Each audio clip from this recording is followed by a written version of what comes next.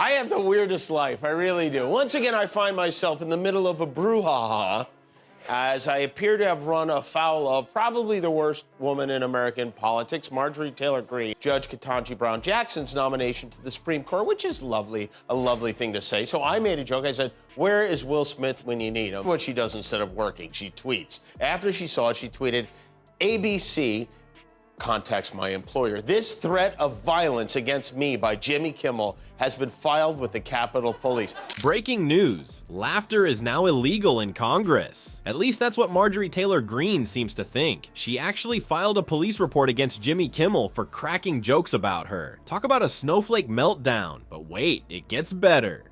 Bring me my writing desk, will you? Thank you. And Guillermo, thank you. Bring me my writing chair. And Jeff, if you would, I'd love to have some writing music while I do this, because I'm writing a letter. I'm going right to the top. Nobody does anything. I feel like maybe other Republicans like having her around to make the rest of them seem normal. And by the way, if she's going to report me to the police, if that's how she wants to play it, I'll report you right back. And I won't go to the police. I'll go to the Justice League, okay? I'll keep my Jewish space laser set to gazpacho in case. And by the way, it wasn't just Marjorie who's all fired up. I got mean tweets from Diamond and Silk, which hurts because, you know, I'm a big fan. Trump jumped into the fray, calling Kimmel a failed comedian. Guess he forgot about all those times he was the punchline. Want to see how Kimmel roasts them both? You're in for a treat. Before we move on, I'd like to ask you a small favor. If you appreciate this content, please take a second to like this video and subscribe to the channel. Over 98% of you watch the videos without subscribing. It costs you nothing, but it makes a huge difference to us. So, did you click the subscribe button? Great, thank you so much. Now, back to the video. Alright people, fasten your seatbelts because we are going to explore the crazy realm of political comedy, where jokes are reportedly more harmful than Jewish space lasers. You read correctly, Marjorie Taylor Greene, our favorite conspiracy theorist, has officially gone crazy over a Jimmy Kimmel zinger. Imagine this. Kimmel made a joke about MTG's notorious space laser theory, doing what he does best. She blamed a secret Jewish space laser for wildfires in California, you know. Our Marjorie wouldn't laugh it off like most people would. Oh no, she went completely crazy with it. This threat of violence against me by Jimmy Kimmel has been filed with the Capitol Police. By the way, if she's going to report me to the police, if that's how she wants to play it, I'll report you right back. And I won't go to the police. I'll go to the Justice League. Okay? Dear, I'm writing about a woman who might be a supervillain. Like the Joker, she thinks she is funny.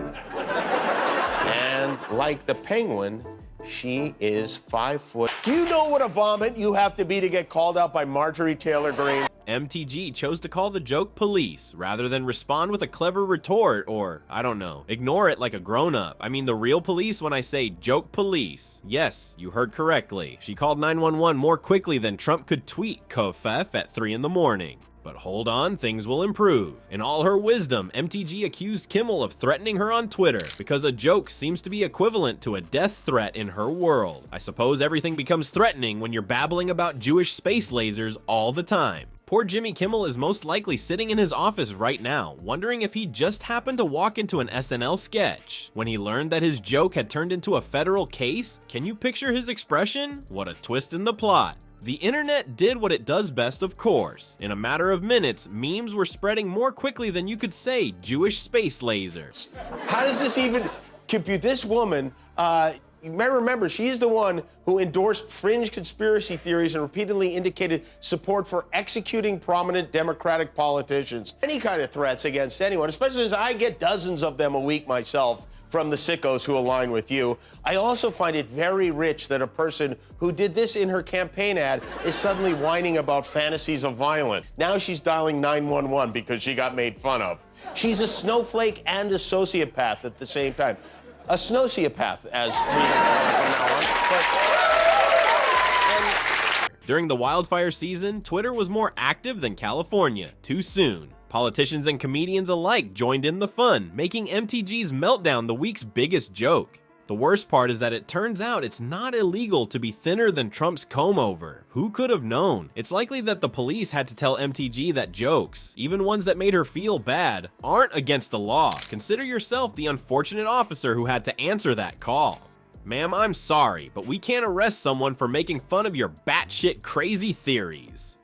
The Orange Threat himself chose to interrupt the celebration just when you thought this political comedy show could get any stranger. You guessed it, Donald Trump chose to play comedy critic because he felt excluded from all the fun. If a guy's idea of a joke is kofef, Kimmel would not last too long if he were interested in engaging in unprovoked terrible violence against this congresswoman. Okay, what are you suggesting, another threesome? I don't know. But and even the then molester Florida Congressman Matt Gaetz weighed in on this. He wrote, note to Jimmy Kimmel, not only would Marjorie Taylor Greene's husband make quick work of you, but Rep. MTG herself would make quick work of you. I wrote back, note to Rep. Matt Gaetz, stay indoors, it's Girl Scout cookie season. Then who is better to judge humor? What's going on is that Trump, in his infinite wisdom, referred to Jimmy Kimmel as a failed comedian. It is a case of the pot calling the kettle pink. Michael Scott criticizing Steve Carell's acting abilities is analogous to this.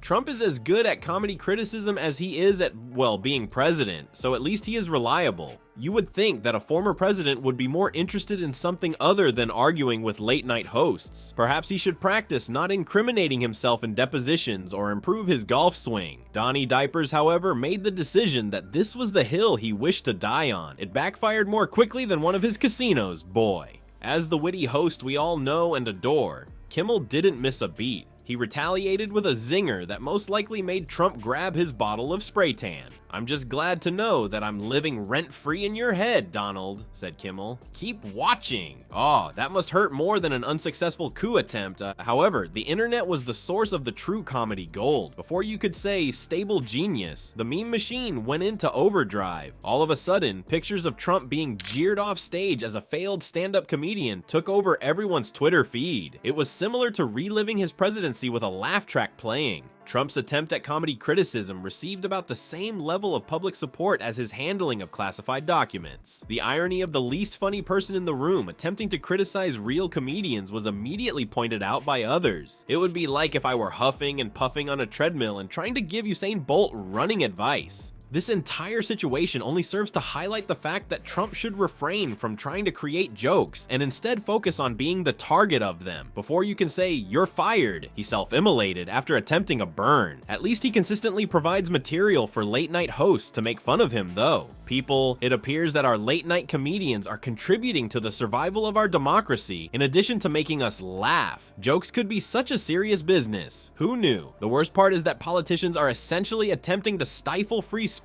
when they attempt to silence comedians. Oh no. What's more, those late-night giggles seem to be doing more than just making us laugh. In fact, they're assisting people in better comprehending the bizarre realm of politics. Is it not unbelievable? According to 7 out of 10 young adults, these comedies serve as their political instructors. Perhaps we ought to offer degrees in advanced joke studies. The next time Grumpy Trumpy or MTG, not Magic the Gathering, but Marjorie Taylor Greene tries to call the joke police, keep in mind that while you can arrest a lot of things in America, comedy cannot be handcuffed. Well, that's cause for celebration.